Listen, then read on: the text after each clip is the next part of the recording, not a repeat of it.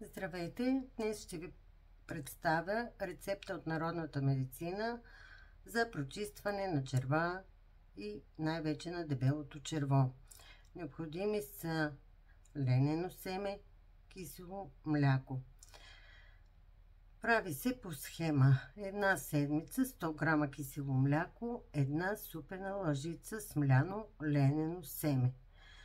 Втора седмица 100 грама кисело мляко, лъжица и половина ленено семе, т.е. увеличаваме лененото семе.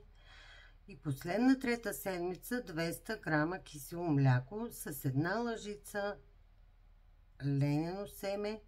Семето трябва да е смляно, и не трябва да се прекалява.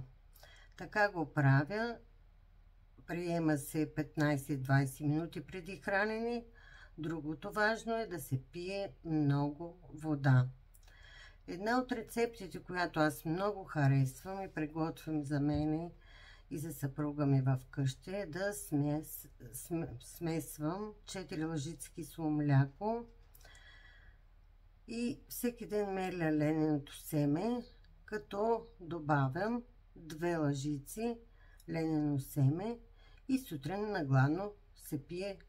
Това е за 2 човека дозата.